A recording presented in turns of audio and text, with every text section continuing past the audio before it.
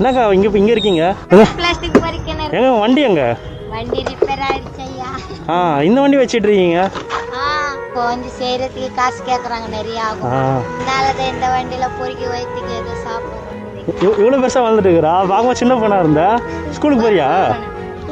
யூகேஜா? சரி, இது விட்டா நீங்க வேற என்ன பண்றீங்க? செகண்ட் கிளாஸ் எடுத்து போய் கைலங்கடையில போடுவோம். போடுறது நம்ம பெரிய வண்டி இருந்தா நம்ம வெளியே ரவுண்டுக்கு போனா ஒரு 500 ரூபாய் 600 ரூபாய் கிடைக்கும். இந்த வண்டியில போனா என்ன ஒரு 100 ரூபாய் 200 ரூபாய். நம்மளுக்கு ரொம்ப கஷ்டம் இருக்குது ஐயா. இந்த வண்டி செய்யறது அது செய்யறது பாப்பா பார்க்கணும். அவளை ஒரு பொண்ணா வந்து பொறந்துடுச்சு, நான் ஒரு பொண்ணா பொறந்துட்டோம். என்ன செய்ய முடியாது? எது இருந்தாலும் கஷ்டப்பட்டு தான் போய்.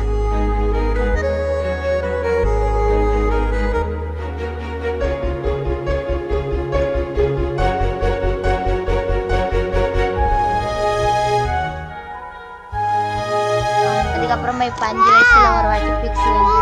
ஆனா இப்போ ஒரு சத்து இல்லையா, சத்தான பொருள் சத்தான இதெல்லாம் வாங்கி போடுன்னு சொல்லுவோம். நம்மளே ஏழை பிறந்துட்டோம். இதுக்கு ஏழைக்கு என்ன பண்ண முடியும்? நம்ம தின்றது ஒரு வேலை தான். பரவாயில்ல, நீங்க படிக்க வைக்கிறீங்க. படிக்க வச்சு எப்படியாவது பெரிய ஆள் ஆகிடுங்க.